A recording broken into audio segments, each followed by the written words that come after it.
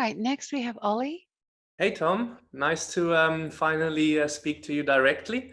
So first of all, I'd like to apologize for Laura. She wanted to be here, and she actually also got us signed up. So I wouldn't have done that on my own. Would have been a bit shy. I have, however, read your books already 7 years ago, and then started meditating a bit, but then sort of got, how do you say, sidetracked with physical matter reality.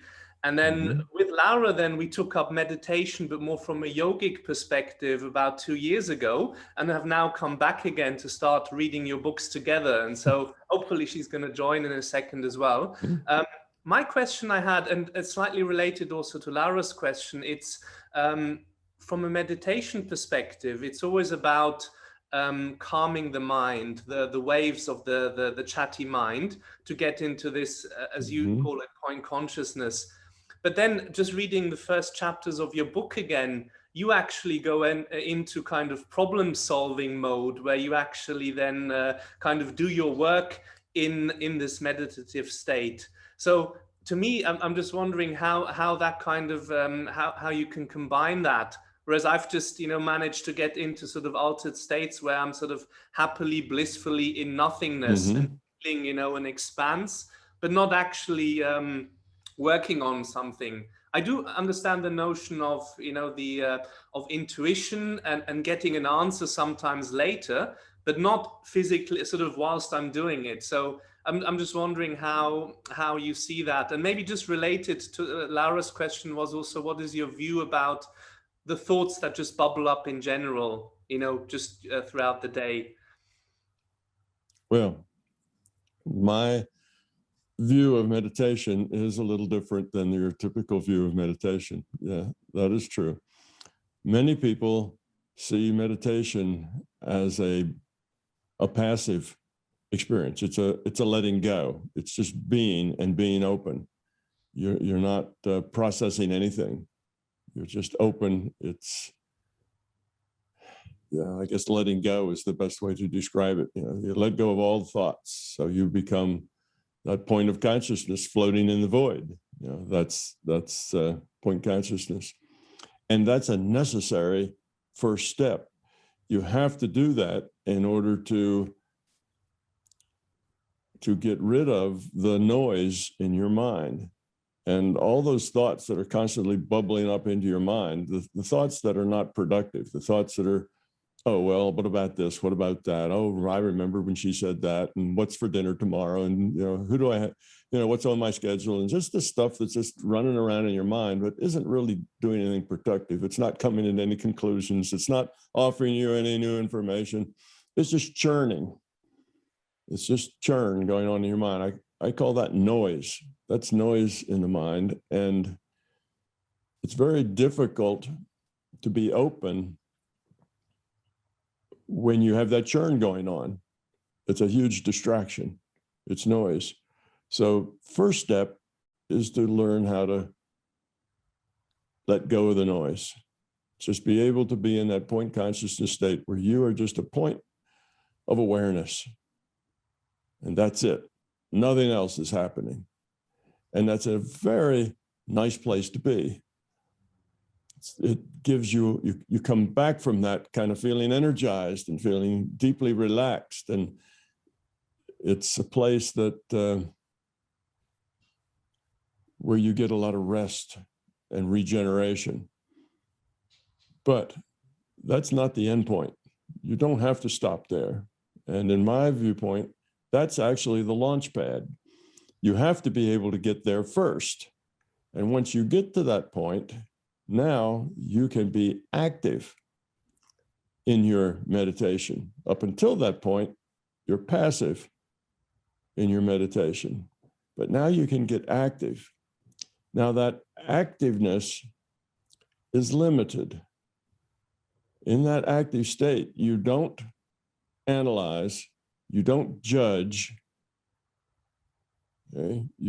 It's not really a very good place for planning, but it is a place where you can give yourself direction. What would you like to learn? Where would you like to go? Information you would like to collect. So you can use your mind for direction. And that opens up another whole space for experience. So you are in that low noise space of point consciousness, and then you decide you would like to gather information about this or about that, about your health, about the probable future, about what's going on at grandma's house, and is grandma all right, and whatever else you'd like to gather. You have that ability because that's part of consciousness. All consciousness is netted. So all that information is there. The very same records that have to be kept so that we can repaint that cave, that cave or that alley to be similar to the way it was a long time ago. All that database is there. So you can explore that because that's all in consciousness. So these are things you can do with your consciousness. Now, typically in Eastern traditions, they discourage that. Well, it seems like they discourage that because they discourage that with beginners, with novices, with even maybe sometimes the middle level people. They discourage and say, don't do that. Just get to where you're in point consciousness and just be there. Feel it, experience it, be it, float there in that kind of blissful state. Don't do anything else. And the reason they do that is because there is a trap there. There's a danger there that you can start growing your ego. Oh, I can get information. I can get information about myself, about other people, about all sorts of things. And wow, aren't I something? And often people who start that, then they get wrapped up in their egos about it. They feel special. They feel powerful. And all of that ego is, of course, counterproductive. So that's why I think in the East, they tell you, don't go there, because it can be counterproductive, but it doesn't have to be counterproductive. And for those that are more advanced, they're not at the intermediate or the beginning levels, they do go there. They do pick out this information. They do make those connections. And they can do that without it triggering ego and belief. They can do it and still maintain that same quiet stillness, that same quality of consciousness. So it's just available. And occasionally you find that it's useful, helpful. You can be more helpful to other people if you have that awareness. Most of the time, you don't use that other awareness. You don't gather that information. It's just there. It's available, but you don't access it or bother with it or do much with it because there's no need. The world is pretty much just exactly the way it needs to be. You don't have to intervene or do anything special in it. All you have to do is make your choices out of love, and everything will work out just fine. So it's not that you do these things because it's so useful all the time in your life. Matter of fact, if you try to manipulate reality, which can be manipulated with your intent, but if you try to manipulate reality to be the way you want it, that's counterproductive. You create this bubble around yourself. You're no longer living, in the world of experiences as they just happen, and you have to deal with it. You're now twisting reality to be more the way you want it, and that's not a good thing. You are putting a bubble around yourself, isolating yourself from the natural flow of things that you need to deal with for growth. So it can be a trap and it can be a problem, but it doesn't have to be. And in general, the way it works, and maybe this is something that you are aware of in the East, is that it's not so much that you learn how to go there and get that information and bring it back and apply it, as it is that all of that information just becomes a part of you. It's not that I'm here in this reality and then I'm there in that reality. You're really in all the realities all at the same time. Your reality is just a bigger reality. And you are interacting with the things that just happen. You're not trying to create the reality of your choice or fix things or make things better. You just let it be however it is, but your reality is a bigger reality. So you understand things, you see the bigger perspective, you have a bigger picture, you see how it all fits together. You see the whys of things happening, not just the whats that everybody sees, but you see the whys that are behind the scene. And that's just part of your reality. So it's no longer a matter of going and getting data, rather you just live in this space where all this data is just always there. You don't just live in the physical. You don't go then visit the non-physical and then come back to the physical. You live in the physical, you live in the non-physical, it's all there, and it's all just a part of existence. So you live in a bigger reality than other people live in that has more information in it. And that's really where you end up eventually. Now you can end up in that eventually without ever specifically going out into that non-physical and getting things. You just grow up to the point of everything's available. And you don't think of it as non-physical and physical. It's non-physical and physical are just points of view. They don't really exist. There is no, this is physical and this is non-physical. They're just a viewpoint. And when you outgrow that viewpoint of this is physical and this is non-physical, then it all just is. So I think that's where many of the Eastern masters end up with this bigger view. And they still may tell their students, don't go there, just don't be active in your meditation, because that will feed your ego, because it can. But they develop this sense of oneness with all that is, with a bigger set. They live in a bigger space.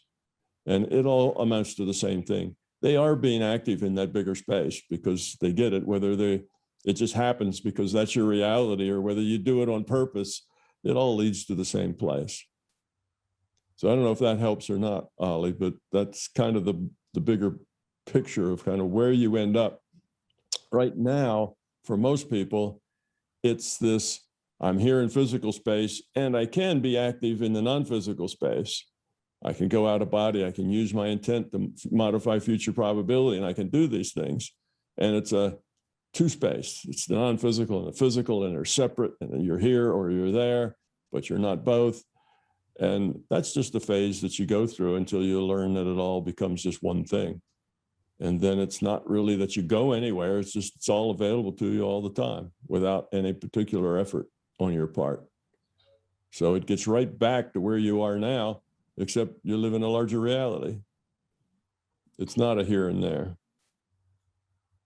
Thank you, Tom. That helps a lot. I think it's on the one hand, there's like going beyond that platform, right? There's a lot of exploring left for me. Mm-hmm. And what I have been experiences where this intent has had actual consequences on reality, which were positive. Mm-hmm. And I think it's about combining those things. And yeah, it helped a lot. Thank you very much. Josh, please go ahead. Hello, Tom. My question is also about meditation. So your previous answer obviously helped me a lot as well.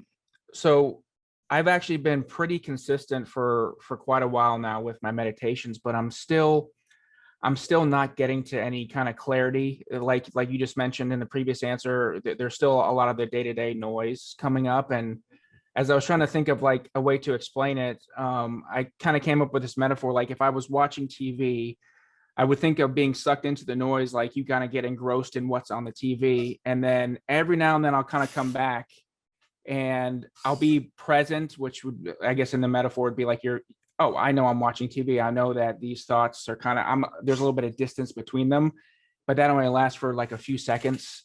and then I'm back being engrossed in other thoughts. And that's kind of where I've been stuck at for quite a while now. And I have been trying to maybe like internally narrate what's going on to kind of keep that distance between the thoughts, but I wasn't sure if that's was just going to kind of keep me in the intellect. And so really my question is the kind of what I described, were coming back and kind of being present.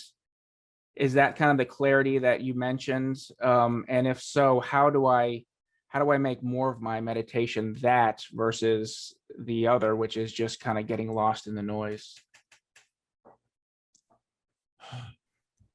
Well, the how to, of course, is with lots of practice and time. But what is usually going on, Josh, is that you get into a state where you're in a, where you're aware of more than just the physical. You're aware of other things, other dimensions, something bigger than yourself. And what happens then is your intellect starts to want to assess it. It wants to assess what you're doing. It wants to assess, is that real? It wants to assess, what can I do with this?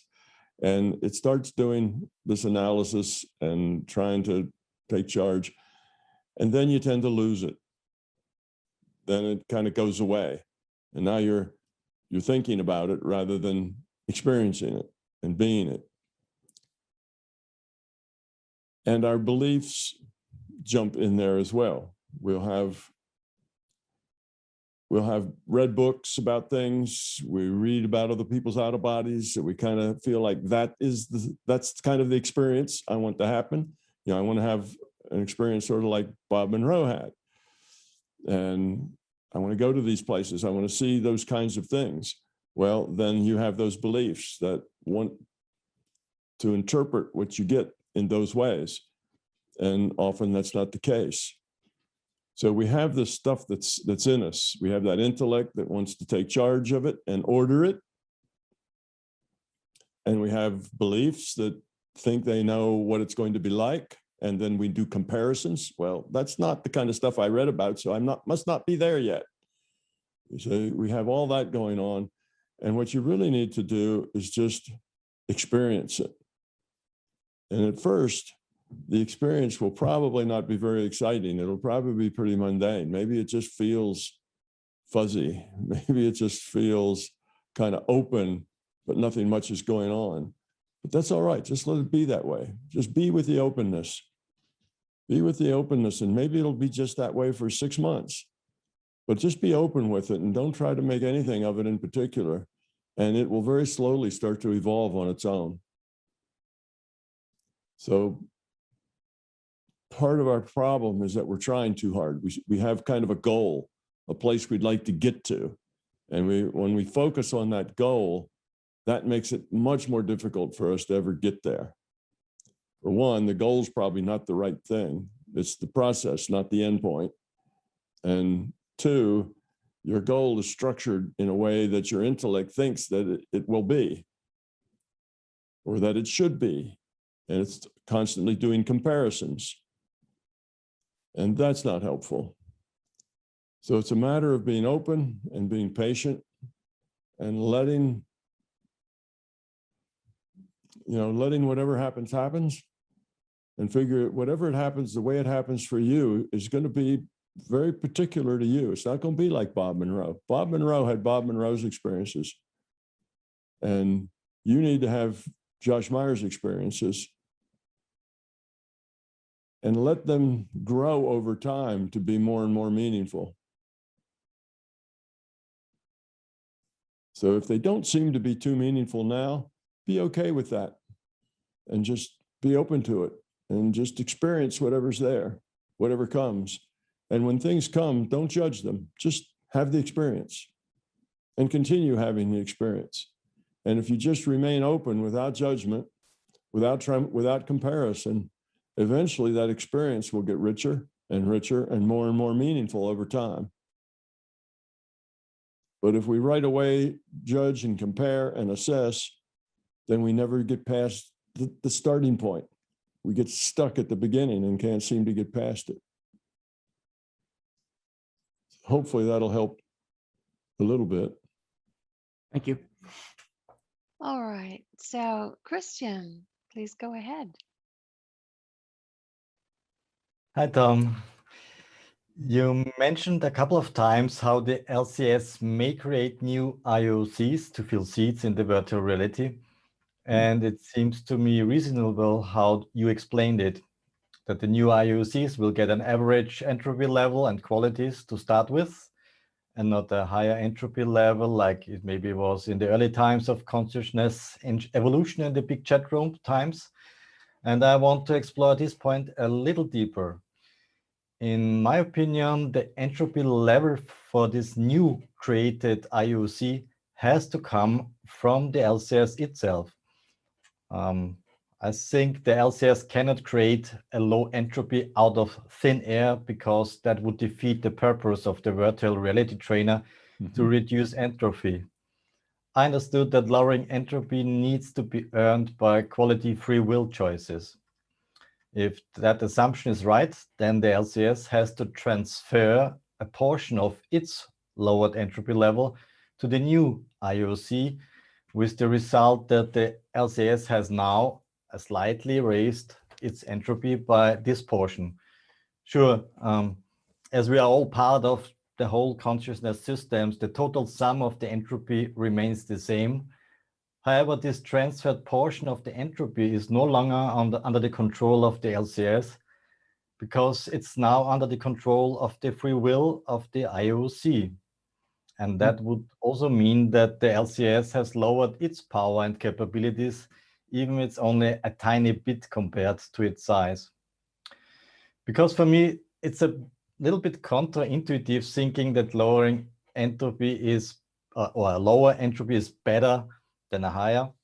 I want to introduce a metaphor of a bank account in the currency of love. This metaphor is for me easier to grasp and more connected to the daily life rather than the abstract term of entropy. Speaking with that metaphor, I'm impressed by the expression of love from the LCS by selfless giving away money in the currency of love to the new IOC. It's like the LCS would say to the new IOC, here, take this money in the currency of love, do with it what you want, and have a good start. From the LCS point of view, it seems like an investment in an IOC which may or may not go well, but in long term, with the evolution as the driving force, it probably will pay back sooner or later. Maybe my considerations are a bit far out. Tom, what do you think about transferring entropy levels from the LCS to the new IOC because of what I think is an impossibility to create lower entropy out of thin air? And what do you think about the metaphor for entropy levels as money in the currency of love? Okay, well, I think what you have said sounds very good. I think you have done real well with it.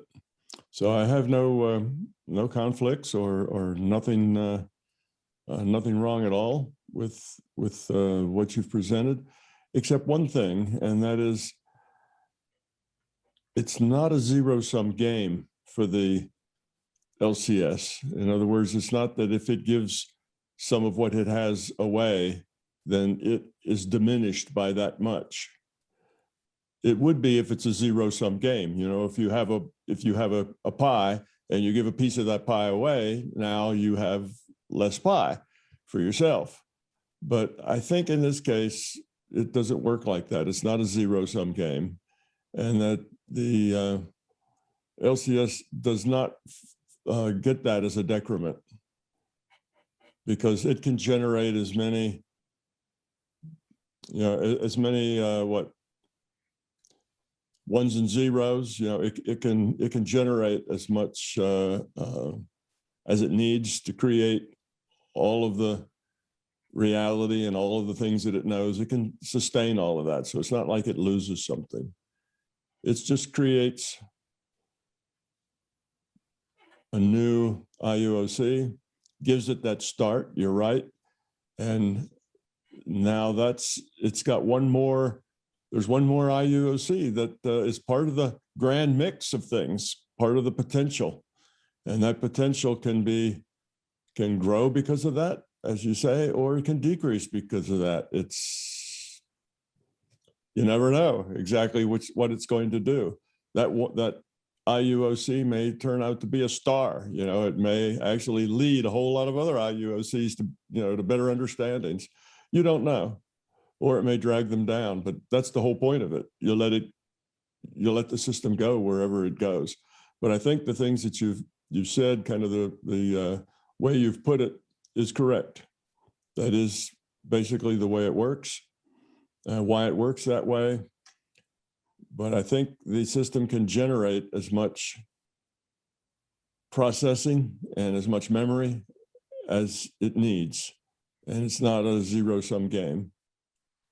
Other than that, I think everything was right in line with MBT. Okay. Well, I think I still don't get really the point you just mentioned. Because why does the LCS then not just wave its magic wand and reduces entropy for everybody? So it must come from somewhere. Well, it doesn't do that because, as you said, that's counterproductive. You can't just, if the LCS said, well, I'll just make all IUOCs to be just me, just like me. Okay, I'm the leader of this parade, so I'll just make them all be just like me, and it'll be a whole lot of mini-me's. Well, it could do that, but then it hasn't really created something new. It hasn't created a lot of new potential. It's just duplicated what it already had. So it's still interacting. If you think of that one monolithic consciousness before it created any IUOCs, it was kind of stuck because it was just this one opinion. That's all. Well, the value in creating a lot more new opinions that have free will is that you have more potential as to what that whole can produce than if you just have one opinion. But if you just create a whole lot of things just like you, well, that'd be like, all right, we're good at, what's it called? Cloning. So we'll take one person and we'll clone, 7.5 million of those. And now the whole world will be populated with 7.5 million identical beings, that are all exactly the same. Well, all right, there is some additional potential there, but not nearly as much as if all 7.5 billion of them are totally different. Now there's a whole lot more potential. So the sameness doesn't help the situation any. Now, what I'm thinking of is that entropy isn't a pie that's sliced and cut out. Entropy is something you learn, something you grow to. And the system isn't limited by, it is limited in what it can do. It's limited in resources, I guess, but it's not pushing up against the stops of those limitations. I guess maybe that's the key thing. It does have limitations. It's not infinite, but it's not at all feeling constrained by those limitations. It's like if you had $1 billion and then you had $2 billion, it probably wouldn't make any difference. You weren't really constrained much as a billionaire. You have everything you want. So the fact that you're now a $2 billionaire doesn't really make much difference. And if you're a million billionaire, you got $1 million billion, you got a quadrillion dollars.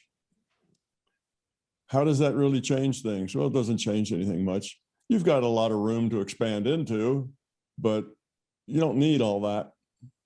So I think it's got more capacity than at this point that it really needs. So it's not pushing up against its stop. So that's why I say that it's not a zero-sum game. There's a lot more excess capacity available for it to be and do before it starts having to worry about the boundaries. But still, it wants to be efficient. It doesn't say, well, I've got plenty of excess capacity, so I can just be really sloppy and, save all kinds of things that don't need to be saved. And it doesn't do that. It's good in its sense of being efficient. It likes to maintain its efficiency, but there's lots of excess capacity for it. So it's not, that's what I mean by a non-pseudo game. So yes, it can create a being that has a certain level of quality. And yes, that quality had to be earned someplace. Couldn't have done that maybe a long, long time ago. That quality may not have been available, but it is now. And it can give some of that away, but that doesn't make it any less quality. Plenty of capacity there for it to maintain something. So it can give without noticing the loss. Maybe we should put it that way. Yeah. The loss becomes unnoticeable, not something that is of any concern. Yeah, that's exactly my point was I'm making. It's just a tiny bit, which is not really harming the LCS, Yeah. but it's still giving kind of something away. So that's it is. point. It is giving something away. It's the problem would be if everybody started out at the very bottom, then that would be a real drag. As your population increases and you have more and more need for more IUOCs, all your IUOCs would come in at a very low level of quality. That would be a drag on the whole system. And if you put them in at a higher quality, that would be kind of unearned gain by the whole system. The system might as well just make everybody perfect, and that's not helpful. It's back to the monolithic thing again. So it puts them in at about the average and then lets them sink or swim depending on the quality of the choices that they make. And that keeps the playing field level for everybody else without having an unnatural boost or an unnatural drag either way. Okay. Thank you, Tom. Mm-hmm. I think I got it now. All right, next we have Elizabeth. There was a little glitch in the line, so she's going to go next. Thank you, Fatima. Hi, Tom. Hello. This question is from my sister, and it's in two parts, and I'll just read it to you.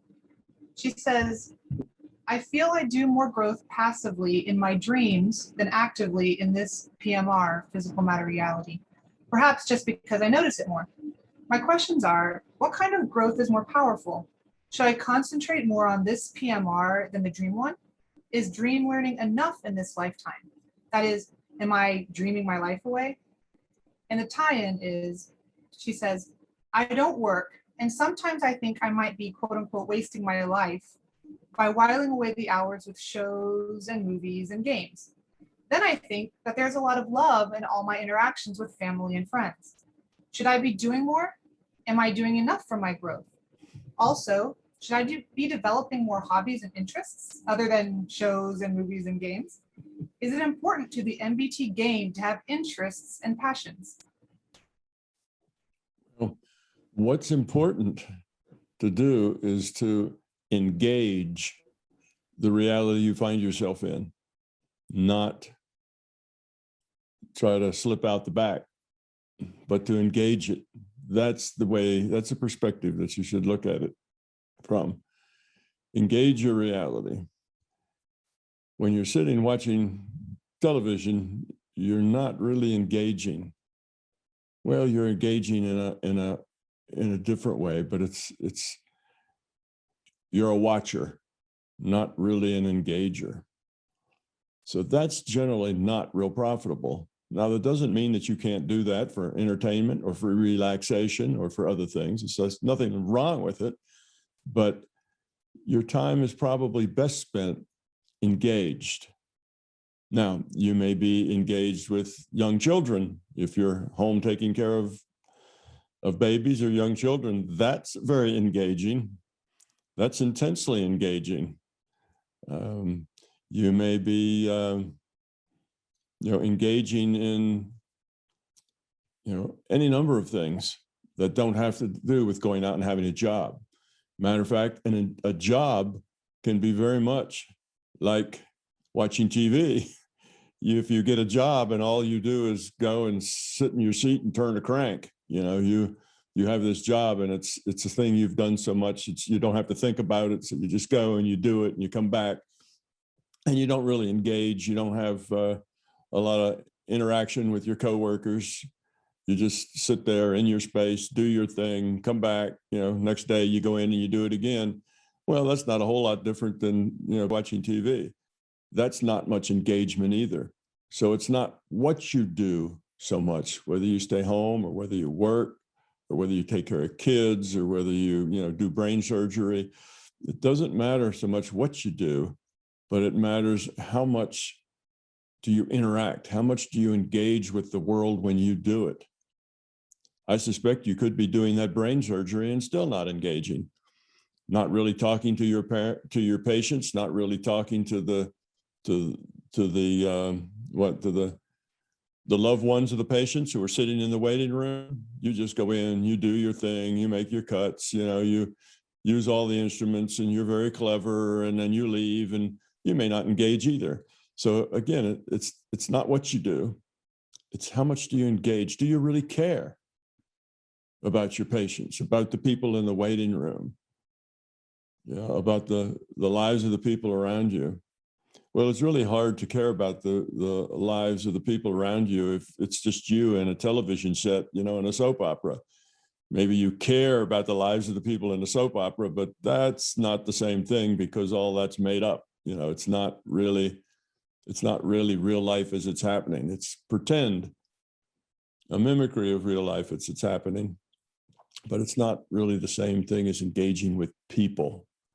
Being a watcher to life, whether you work, whether you turn cranks or do brain surgery or whatever you do, you need to connect with people.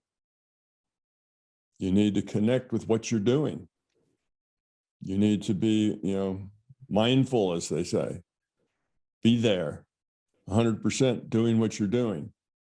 Know why you're doing it, and do it well, because you care about the doing it. It's when we don't care about the doing, whatever it is we're doing, and we're just drifting through life, that we tend to be wasting our time, not really growing. So that would be the thing, Elizabeth, that I would tell your sister. That is, it's not so much what she does, but she needs to do things that give her choices with meaningful consequences, choices that allow her to grow, moral choices, ethical choices. And you get this mostly out of relationship. Some of it is just in really doing whatever it is you do very well. That's a choice too. To not just do it, but to do it to the best of your ability. So I think that's the key idea. Relate, connect. And how do you do that if you stay home?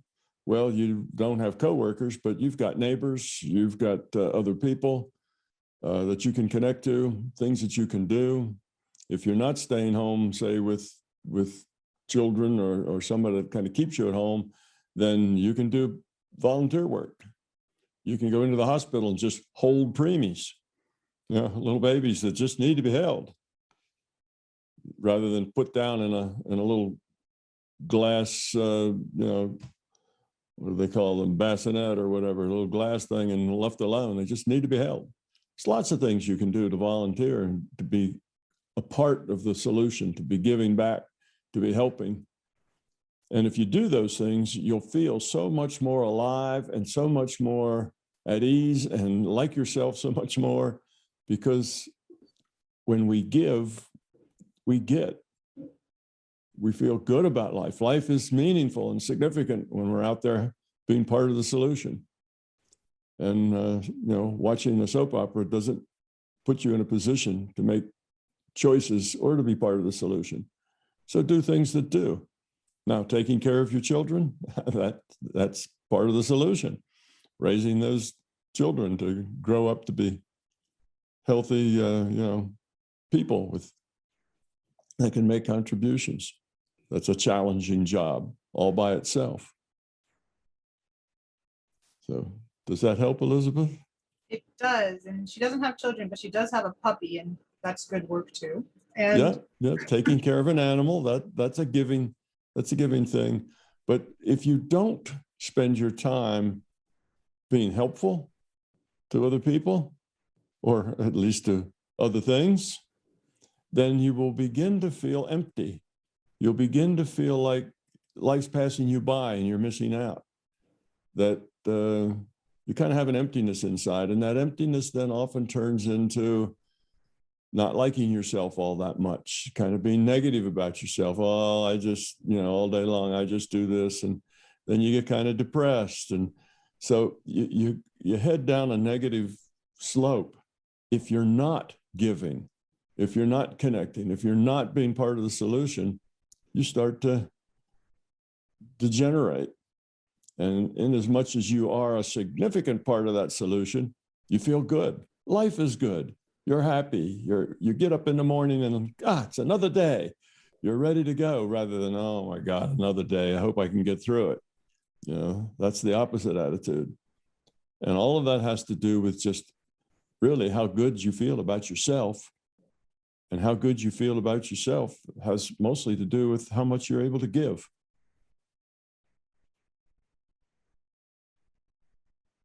does that also basically tie into her question about the dreams? I feel like, I think we both feel like the LCS is working with her a lot in her dreams. And she does have sleep issues, and so she sleeps a lot. And she's just curious, is that the kind of growth that is good? And should she concentrate more on this PMR, or what should she be doing? Well, the dream growth is good. She's making choices there in those dreams, and that's good. But you have to be balanced between both. It's not, you can't just say, well, I'll do all my choice making in dreams. That's not going to work very well. You have to apply what you learn in those dreams to your life here. And you apply what you learn in your life here to those dreams. Those two things work together. And you need to remain balanced between those. You can't let, you can't let the dreams dominate. The dreams are more of an aid, another learning space. The main thing that's going on here is this awake reality. This is where we have the opportunity to engage and meet people and show, the LCS what we got. This is the place to do that. The dream reality is another place to go where we can do things that we couldn't do here. And in ways it's convenient, but it's not the main thing. This physical reality, that's the main game. That's why you're here. Otherwise, you wouldn't have to be here. So you have to take this reality as the fundamental learning place. The dream reality is another class that you take. Perfect. Thank you so much, Tom. Those are perfect answers. Okay. Fatima, go ahead, please. Thank you, Donna. My question is, in my book, The Universal Call, I started with my journey to consciousness. And in my journey to consciousness, I spoke about my experiences and all of that, and that I mentioned in another chapter, tests are universal, tests in life are universal. And Tom always said, what means is, it's not your truth unless you experience it, or otherwise it's a belief. So toward the end of the book, I mentioned that Tom Campbell has a theory, my big toe, and he should have called it our big toe, okay? Which, because I spent 2 pages explaining how I feel, it goes with my knowing. And the question now that I'm getting from some people is, it's not your experience, like it's a belief. Now you are believing in him, in his experience. But in my opinion, I am not believing him. It is my knowing, it is my experience that what he is saying is true, even though I did not experience it. So my question now to you, Tom, is how can I address that issue? So I think they had put some doubt in my knowing. And because of this, I felt that like the LCS the past few weeks is giving me so many evidential things. Like I see something and I just call the person, I say, are you in Turkey? I see you in Turkey. And then they say yes. Or I saw my sister got the ticket to go to Canada and she said, yes, nobody knows. How did you know? I said, I just know. So I am torn between the knowing and then also the doubt that people put for us if it's not our experience. So what's your say about it? Okay. It is true that if it's not your experience, it's not your truth. That is true. But the experience doesn't have to be an intellectual experience. It doesn't have to be an experience in the, in the left brain, in the intellectual part of you. The experience can be an intuitive experience, which is your knowing. You know it's true, not because you read it, but because your life supports it. Your life, demonstrates it. That's different. It doesn't mean that you have to have, all the same experiences that I have. That's not the point. My experiences give me a certain knowing because my life supports it, and you'll have your own set of experiences in your life that supports it. And that becomes your truth then, because your life experiences support this. Now, there is a fine line there in other people's minds, not in your mind, but in other people's minds. They say, well, how do you know it's not just a belief? Okay, you've read it, now you believe it, and you think your life supports it, but it's just a belief. Well, from their viewpoint, I can see that they would be unsure about that because they don't have your experience. So they may feel that way. They may think that that's just your belief, but that's them. You know different. You know your experiences, and you know that your experiences support what it is you understand. You also know that if your life experiences didn't support it, you would keep it as a possibility. You wouldn't accept it if your life didn't support it, because that's the way you are. So you can't convince another person that what you understand is from your own life experiences, because a believer and somebody who experiences sounds about the same.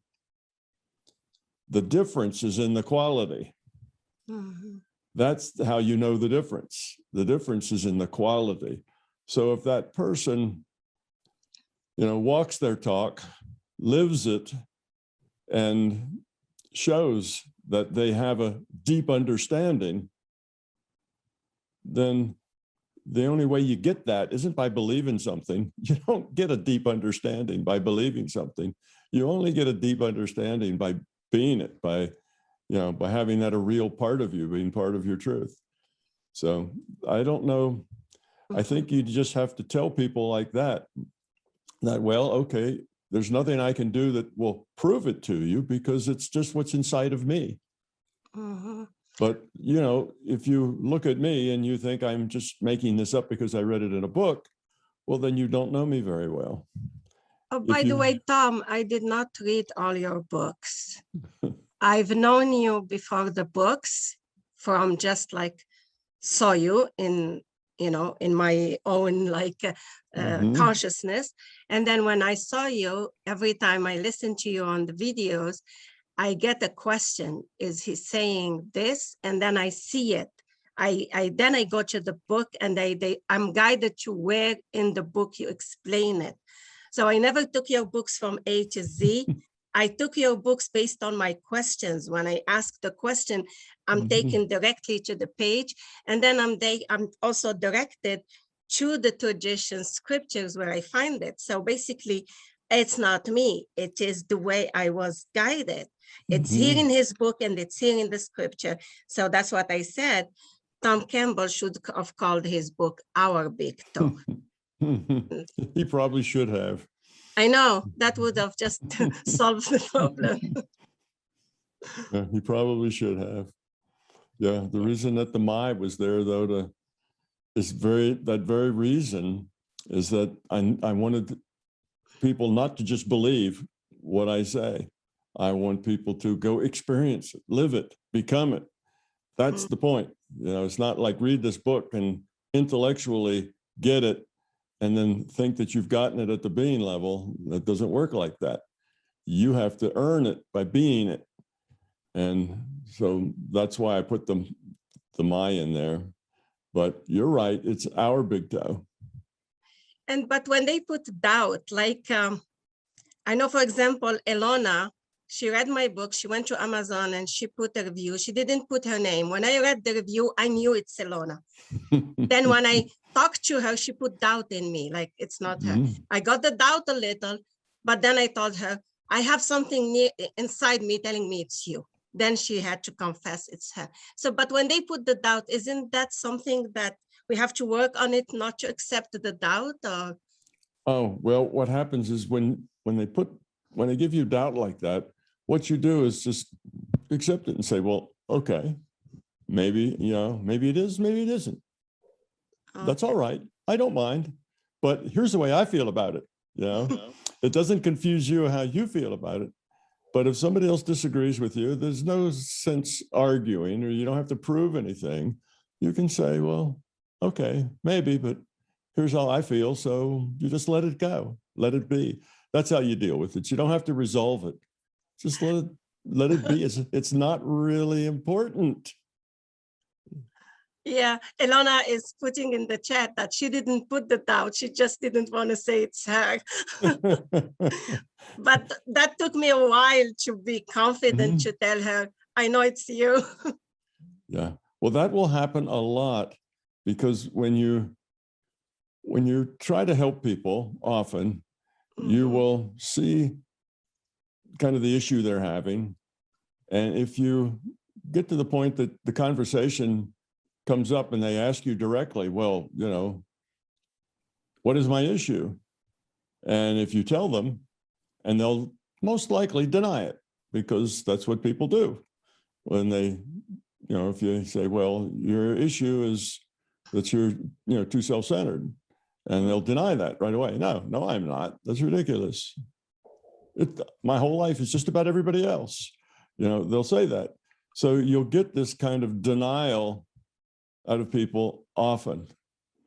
And they will be very convincing as they can be to validate that denial.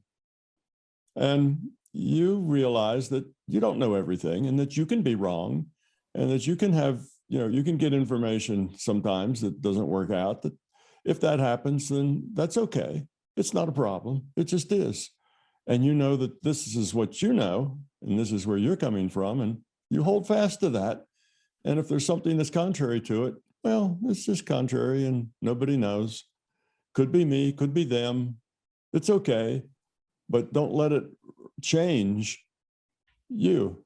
Just accept it and say, perhaps in the future, some information will come out that'll resolve it, which it did, you know.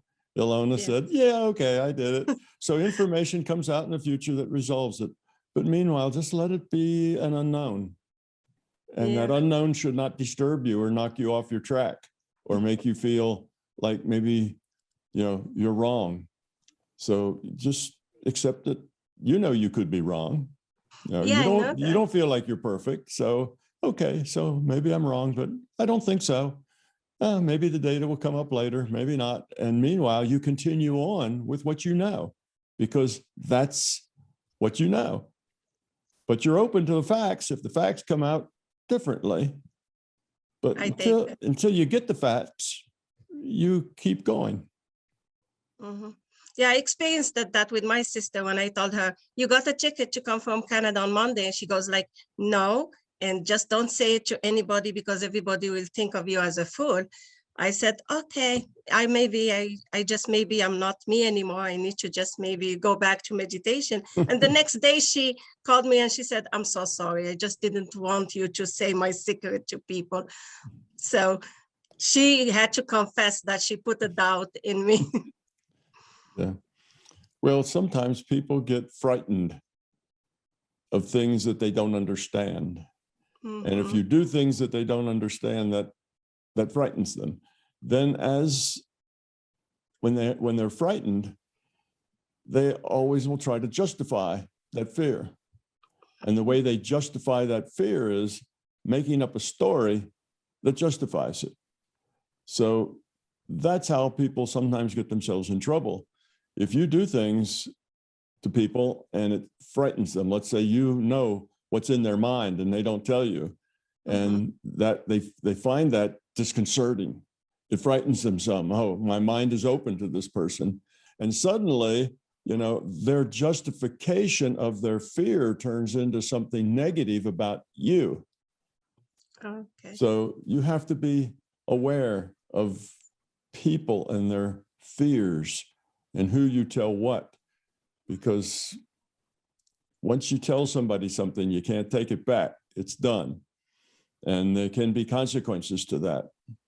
So as long as you're talking to your family and your friends, you'll be all right. There's no problem there. But you have to be a little careful what you say to people that if it frightens them, they're liable to make up an ugly story to justify their fear. So you may think they did not understand your theory, and then now they're telling me, how can you put it in your book? And you keep saying if it's not your experience, it's a belief. So basically they're coming to me with their questions. From all my book, they took that page that I wrote about you, 2 pages about you, and they went telling me, you started the book about experience, but at the end you become, you're talking with the belief, not experience. So you think they just didn't understand your philosophy, so it's their fear that's making them asking those questions, or? Well, possibly. When people do that, usually it's because they're looking for a problem. Okay. They come to it looking for a problem because they find it a little unsettling. It's a little discomforting, the ideas. So they say, what's wrong with this? Where's the problem? And when you look for a problem, you'll find a problem. Even if there's none there, you'll find one anyway. You'll make something up that's a problem. So yes, you can have people that'll read a whole book and they'll take one little thing because that's the thing that they could say, look, there's a problem. See, that's not right. And everything else is forgotten about, but they focus on that one thing because it helps justify their fear that this is kind of a disturbing set of concepts. So they're looking for something negative. They're looking for a problem. And that's just the way people are. When they feel discomforted, they try to find, something to pin it on. Anything but themselves. They don't look at themselves and say, I'm discomforted because I have these beliefs and I'm trapped in those beliefs. And that's why I'm discomforted by this. Nobody ever goes that way. It's always, they have to find the fault with what's outside of them. the source of that discomfort has to have something wrong with it. And anybody reading your book who's discomforted will do that.